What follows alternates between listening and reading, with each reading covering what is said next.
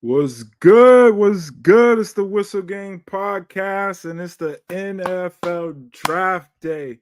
And we are live, baby. We are back with another episode right after this.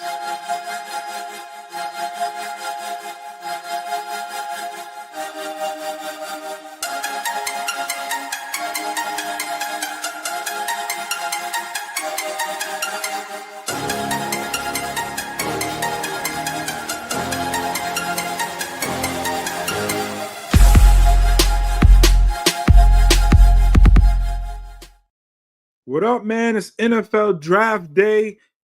It's a great day. This should be a holiday for everybody out there, man. It's your boy Furb, part of the Whistle Game podcast, and I'm by myself today, man. I just wanted to come out, speak to the people. Shout out to Monte, shout out to P, my crew. And shout out to everybody that's out there watching and listening. If you have not already, make sure you head to our YouTube. If you're watching on YouTube, hit that subscribe button, hit that like button, and also hit the bell so you know every time that we go live. So you make sure you don't miss anything from us. But it's draft day. Before we get into some draft talk, 49ers right now have voluntary workouts going on. And there's not much news associated with it. A lot of people were making some stink about what's going on with Kittle and stuff like that. But as he tweeted out to Diana Rasusi's report, it's a non-starter. It's not an issue. He actually told Matt Miyoko that before the end of the season that he would probably miss the early part of voluntary workouts. It's not that big of a deal. So it's a non-issue. Is he due a contract extension? Absolutely.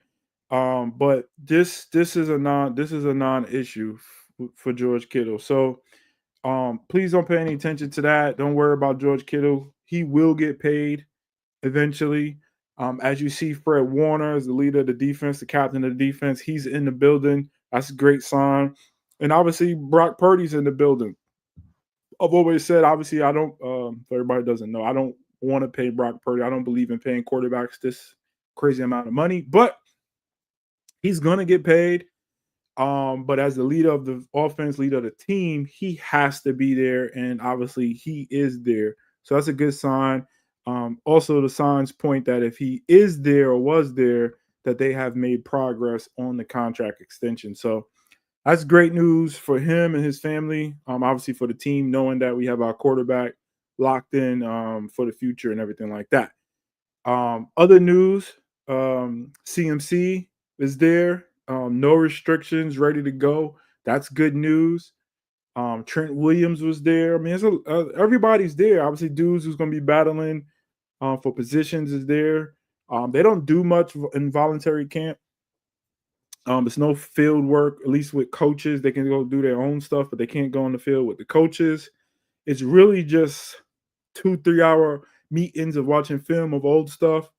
I'm sure on the defensive side, Salah is showing them things that he wants to incorporate or new things or bring stuff back that he used to do when he was here. And then they work out and go home.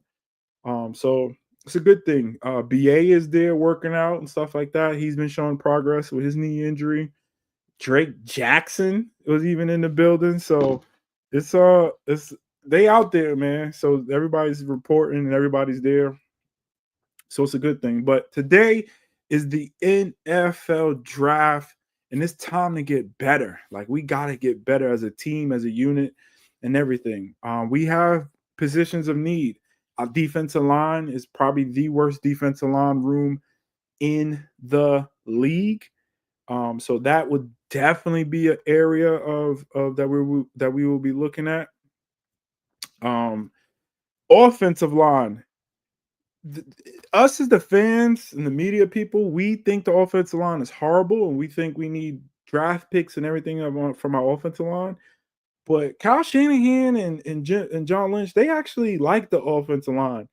They think the offensive line is not an issue. Um, so I was all about Kelvin Banks Jr. being drafted with the 11th pick, and I've been harping that he had to be the pick. But after listening and listening and watching and listening and watching, I don't think he's going to be the pick no more. I'll reveal who I think and I hope should be the pick. But I don't think he's going to be the pick anymore. Um, but as y'all know, if you don't know, we pick 11th. Um, and this is not a deep, talented draft. Like a lot of these guys, besides Abdul Carter and Travis Hunter, there's not too many like generational type dudes in this draft. Tyler, the tight end from Penn State, is another one. But other than that, like these are some like just talented guys coming into the league, but they're not like Cam Ward. If he was in last year's NFL draft, would have been the sixth or seventh rated quarterback. This year, he's going number one. Do you see what I mean? So, like, the draft is not very talented this year. It's not a very deep and talented draft. Next year, the quarterback thing is loaded. Oh my gosh.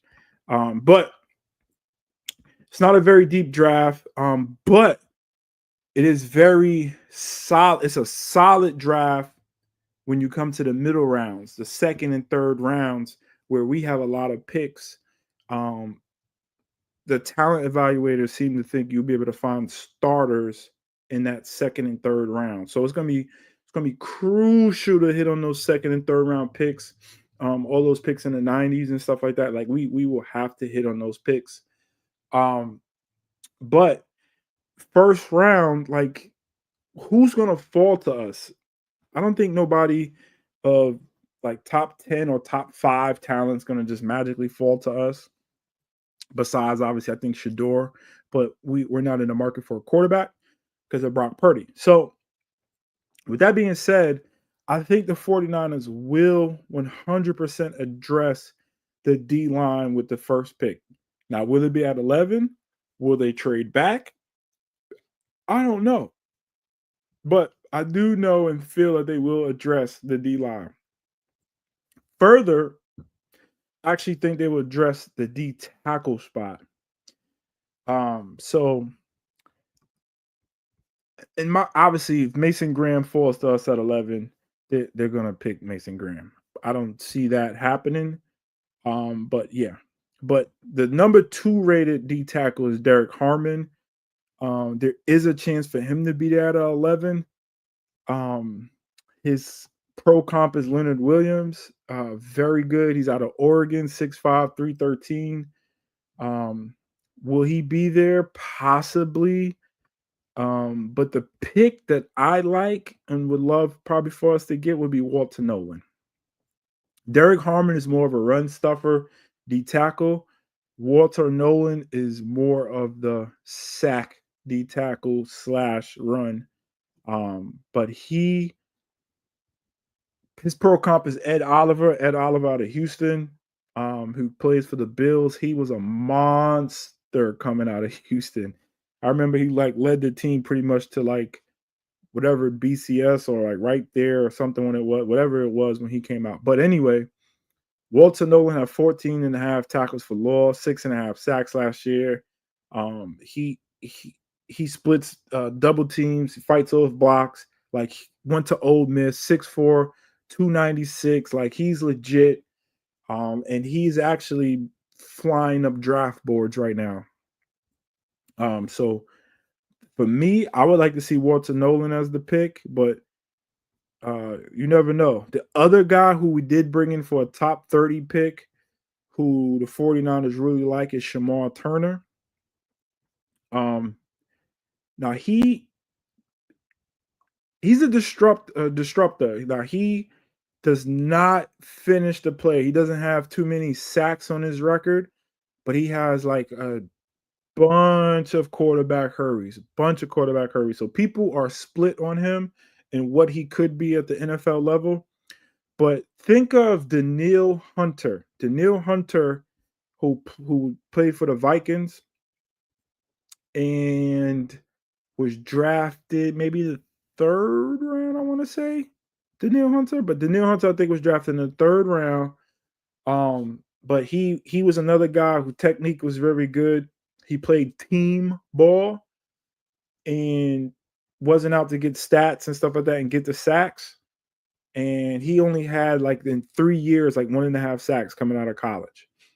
Well, look at him now. He's at 99.5 sacks. He'll get 100 sacks probably this year. And his comp and his speed and everything is very similar to Turner. So yeah.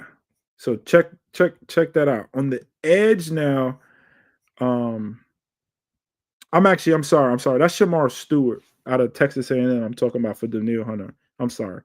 So another possibility is Shamir Stewart, and that's what I mean. 6'5", 267. Yeah, his comp is Daniil Hunter. I'm sorry, not the other one, but Shamar Stewart out of Texas A&M has like the motor, not too many sacks, a lot of quarterback pressures. He's an edge guy, but he said it was because he played team ball. But if he could get to the quarterback, obviously he would get the quarterback. So a lot of people are split on him because of that, but we'll see. But his comp is Daniil Hunter. Another possibility on the edge would be Mikael Williams, who could fall out of Georgia. Very good pass rusher. Obviously, we need somebody on the other side of Bosa. He's an option. James Parrish Jr. out of Tennessee. From my understanding, he is fallen because of maybe some off the field stuff, character stuff. But he is actually from Charlotte. He's from here. But man, I wouldn't take him at 11. But if we were to trade back and we got him in the 20s or something like that, he would be phenomenal for us.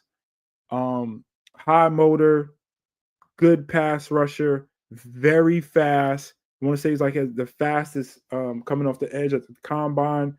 Like he's legit, and he actually likes to drop in coverage on pass downs or different things like that, or whatever the scheme may be. So James Pierre, 6'5", 240 out of Tennessee, another great pickup. But I would like to see us probably trade back and pick up somebody like that.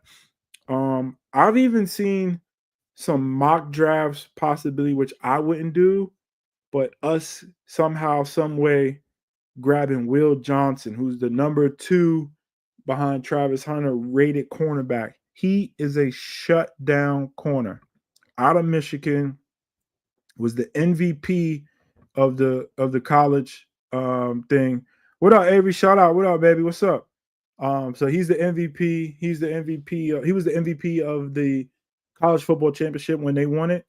I do not see us getting him at 11, but if he was there, I would say it would probably be hard for them to pass. Like you put him across Lenore and you keep Ronaldo Green in the slot. That's a scary ass defense, a secondary. Still would be very young, but I don't know. It might be too much of a need on that D line. That D line is it's horrendous. Yeah, but somehow, some way, if we were to go offensive tackle, I don't see Ahmad Minbu being available. I'm at 11. I don't see Will Campbell being available at 11, but I do see Kelvin Banks being there at 11. Kelvin Banks was my guy most of the offseason to fall to us and to get. He started 42 games at Texas. Very solid tackle. Obviously, my plan was to play him at right tackle to start while he learns from Trent. And when Trent retires in a year or two, slide over to be the left tackle of the future. 6'5", 315, very good hands. I just after seeing everything, reading the tea leaves, everything like that, I just don't see us getting them. I just don't see it. So other tackle is Josh Carnley out of Oregon. Oregon's pro day was the only pro day that the whole 49ers organization went to and showed out to. So that shows you something. They've got their eyes on some Oregon players. So don't be shocked over the course of this 7th round that we pick up some Oregon players because everybody went to Oregon to scout. So he's another tackle out of Oregon. That's a possibility, but I think those two guys, I could see us ending up with one of them maybe, but that would be maybe with a trade back. So picking up some more, hopefully shit picks for next year's draft. And next year's draft is loaded projection wise. You never know till you know. But um, so yeah. So who do you guys think we should draft? Who do you guys think we could draft? What are your predictions for tonight? Like I said, mine is Walter Nolan, D tackle out of Ole Miss.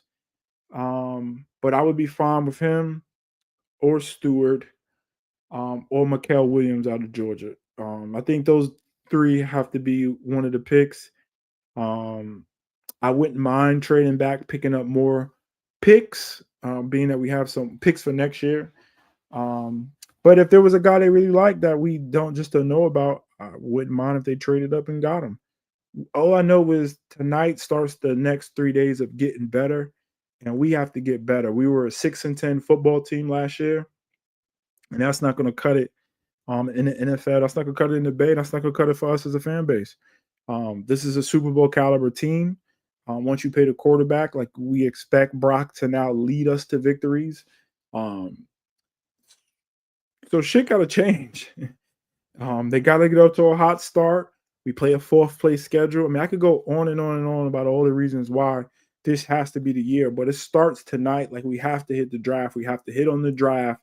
And once we hit on the draft, then we can kind of go from there. But that's all I got, man. And make sure you guys are subscribed to the Whistle Gang podcast on YouTube, Facebook, Instagram, TikTok, and Twitter. We drop all updates on all the platforms. Obviously, you catch our show live. Um, Also follow us on Apple Podcasts, Spotify, anywhere you catch your podcast, you can listen to us.